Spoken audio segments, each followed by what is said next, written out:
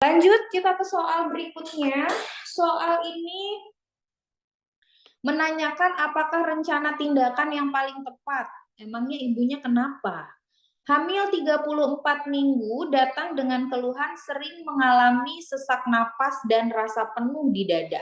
Hasil pemeriksaan tensi normal, nadi normal, napas normal, suhu normal, TFU, sesuai usia kehamilan, DJJ normal. Berarti dalam soal ini dia sesak napas dan rasa penuh di dadanya bukan karena penyakit infeksi, bukan karena yang lain-lain. Karena data dalam soal nggak ada yang mengarah ke kondisi patologis.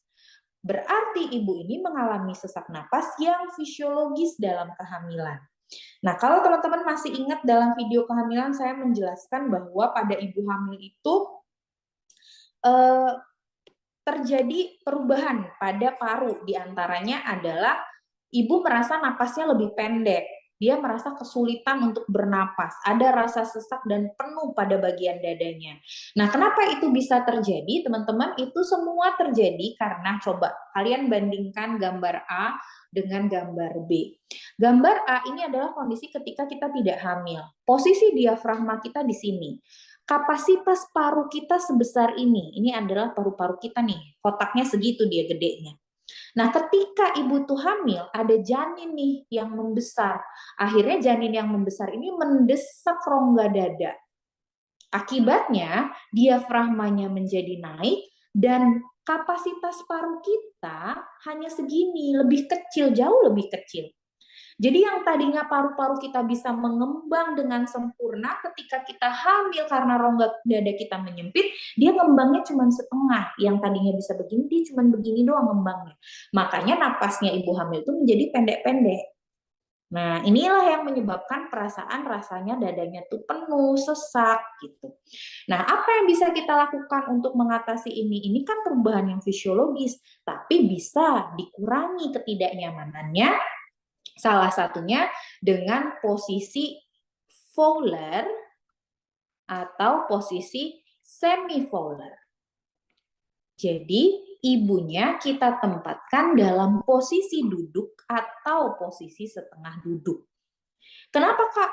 Harus dalam posisi Fowler atau semi-Fowler? Karena ketika ibu dalam posisi duduk atau setengah duduk, rongga dada ini akan lebih luas dan otot-otot abdomen akan menjadi lebih rileks sehingga napasnya menjadi lebih lega gitu ya.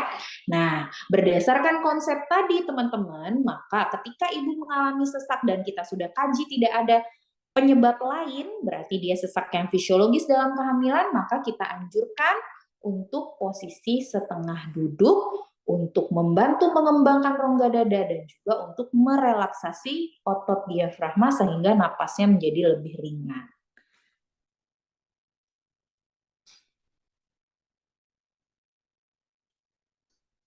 Kak, kalau kasus begini bisa bersalin normal nggak atau butuh penanganan khusus? Tidak, ini biasanya ketika janin masuk panggul, teman-teman, ketika dia memasuki usia kehamilan di atas 36 minggu, itu biasanya rasanya lebih lega karena janin masuk panggul, rongga dadanya dia semakin luas, jadi napasnya akan kembali normal, gitu ya. Jadi biasanya tidak menyebabkan gangguan dalam proses persalinan, karena dia akan mereda setelah kepala masuk ke dalam panggul.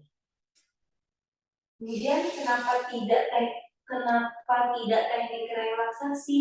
Kenapa tidak teknik relaksasi? Karena teknik relaksasi itu sifatnya dia sementara gitu ya teman-teman ya. Sedangkan di sini ibunya kan keluhannya terus-menerus gitu. Kalau kita bilang ajarkan ibu teknik relaksasi, mungkin lebih tepatnya teknik relaksasi ini akan lebih tepat untuk mengurangi nyeri. Ya, untuk mengurangi nyeri. Ketika dia bilang penuh dadanya, sesak, berarti itu kan masalahnya yang harus kita tangani. Kita kembali ke fisiologinya. Kita ingat bahwa masalah utamanya itu adalah karena rongga dadanya itu menyempit. Berarti apa caranya supaya ibunya rongga dadanya bisa lebih luas kapasitasnya? Kita posisikan. Kalau kita jawab teknik relaksasi ini sifatnya sementara karena dia tidak mengatasi masalah utamanya gitu ya. Jadi kan kita harus memilih asuhan yang spesifik untuk mengatasi masalah ibu, yang lebih solutif untuk mengatasi masalah ibu. Gitu. Teknik relaksasi itu lebih kepada manajemen nyeri ya, teman-teman ya. Nah, ini teman-teman di modul itu ada salah ketik ya. Saya lupa di modul itu yang tertulis apa, tapi yang jelas antara SDQ 25 dengan SRQ 29 itu terbalik ya. Harusnya ini tolong di screenshot, nanti saya juga akan share di channel. Jadi harusnya pada perempuan yang usianya kurang dari 18 tahun, untuk melakukan screening kondisi psikologis kita menggunakan SDQ 25. Jadi dia kayak kuesioner WHO yang isinya adalah 25 pertanyaan. Sedangkan untuk perempuan yang usianya di atas 18 tahun, kita pakai kuesioner untuk dewasa. Pertanyaannya lebih banyak. Pertanyaannya 29. Nama kuesionernya adalah SRQ 29. Buat teman-teman yang kerja di puskesmas, coba dibuka buku pedoman pelayanan antenatal terpadunya. Di bagian belakang itu ada kuesionernya, SRQ 25 dan SDQ 25. Biasanya kalau kuesioner SDQ 25 itu adanya di buku pedoman pelayanan kesehatan reproduksi. Kalau yang SRQ 29 itu di pedoman ANC terpadu sepertinya ada. Jadi nanti teman-teman boleh lihat ya, kalau penasaran kuesionernya tuh yang kayak gimana sih gitu. Boleh dilihat di sana. Oke, jadi kalau nanti teman-teman ditanya apa alat pemeriksaan untuk screening kondisi psikologis, kuncinya yang harus dilihat adalah usianya. Karena kita mau menentukan kuesionernya itu sesuai dengan usia dari si klien, gitu ya. Karena dalam soal ini usianya dia masih 17 tahun, maka yang kita gunakan adalah SDQ 25. Ya, jadi ini harusnya opsinya SDQ 25.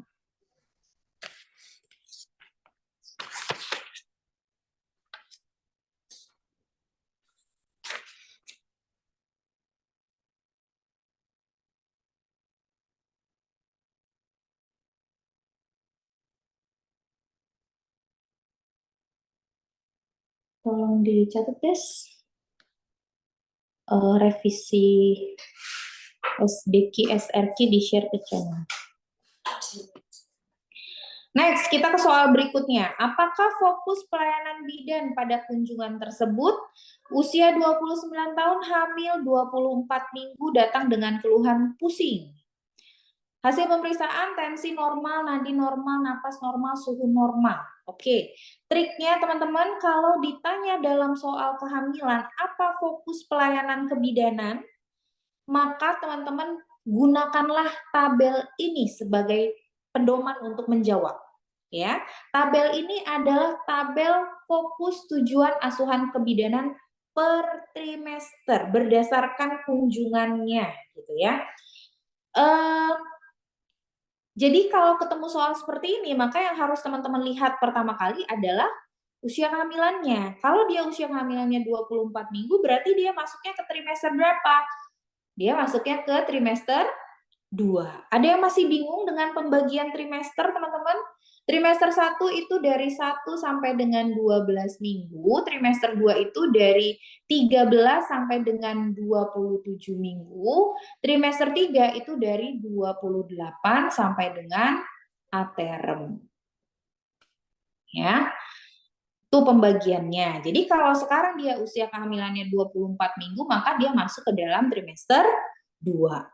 Oke, di trimester 2 fokus asuhan kebidanan adalah yang pertama, mewaspadai adanya hipertensi dalam kehamilan dan pantau tekanan darah, udem serta proteinuria.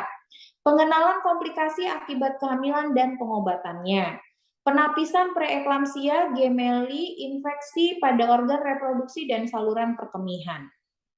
Berarti yang mungkin benar yang mana nih? Antara A atau yang E, karena dua-duanya ada ya, kewaspadaan hipertensi dan juga penapisan adanya gemeli.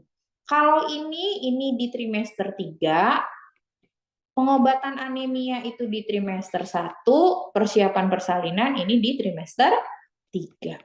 Nah, Kok ada dua ya pilihan jawaban yang mungkin benar? Kita harus jawab yang mana nih teman-teman? Ingat, gunakan data yang ada dalam soal. Mana yang bisa kita eliminasi? Yang E bisa kita eliminasi. Kenapa Kak kok yang E bisa dieliminasi? Karena kita sudah periksa tensinya normal. Berarti ini sudah dilakukan. Maka yang mana yang belum?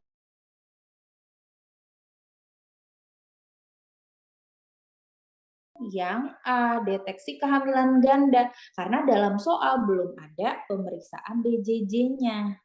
Jadi kita jawablah yang A, karena yang E itu sudah bisa kita singkirkan dari hasil pemeriksaan darahnya. Gitu.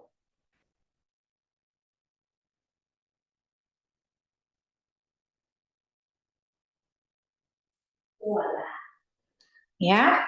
Jadi tolong dihafalkan ya tabel ini ya. Jadi nanti kalau ditanya apakah fokus pelayanan kebidanan pada kunjungan tersebut, jawabnya pakai pedoman ini. Jangan lari dari sini.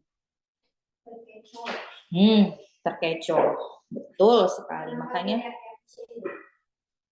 udah kecoh. Kak, mohon maaf jika dilakukan screening MAP termasuk preeklampsia. Screening MAP itu juga termasuk ke dalam penapisan risiko preeklampsia. MAP itu mean arterial pressure. Nanti ada soalnya di bawah ya, nanti kita bahas di bawah. Untuk mean arterial pressure atau MAP. Itu ada di revisi buku KIA tahun 2021 ya, teman-teman ya, tentang penapisan risiko preeklampsia, termasuk salah satunya adalah menghitung skor MAP. Nanti kita ada soalnya di bawah, kita bahas lebih lanjut di bawah. Lanjut kita ke soal berikutnya dulu ya. Dalam soal ini ditanyakan berapakah taksiran berat badan janin pada kasus tersebut. Nah, untuk menghitung taksiran berat badan janin, teman-teman, itu kan rumusnya ada banyak. Tetapi yang umum digunakan dalam soal-soal vinyet itu adalah yang rumus TFU min 12 kali 155 dan TFU min 11 kali 155. Kapan kita gunakan rumus TFU min 11 kali 155? Jika kepalanya masih 5/5 atau 4/5 atau 3/5 atau ketika kepala itu konvergen.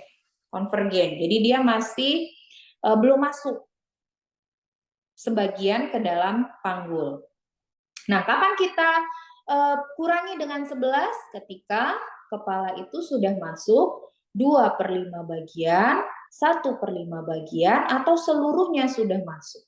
Atau ketika kepala sudah tidak bisa lagi kita raba dari luar dengan posisi tangan kita ketika palpasi Leopold 4 itu divergen, gitu ya. Nah, artinya teman-teman, kalau ketemu soal yang teman-teman ditanyakan TBBJ, maka ada dua data yang harus kalian cari. Yang pertama adalah TFU dan yang kedua adalah seberapa jauh kepalanya sudah masuk ke dalam panggul. Nah, karena dalam soal ini dia masuknya baru 3/5, maka kita pakai rumus TFU dikurang 12 dikali 155. Maka nanti teman-teman akan dapat hasil 2790 gram. Cara gampang ngapalinnya, kalau kepala belum masuk panggul, maka si janin akan teraba seluruhnya. Maka pengurangnya itu yang lebih panjang karena janinnya masih teraba panjang. Karena dia belum masuk panggul, maka dia teraba seluruhnya, dia masih panjang nih kepegangnya sama kita.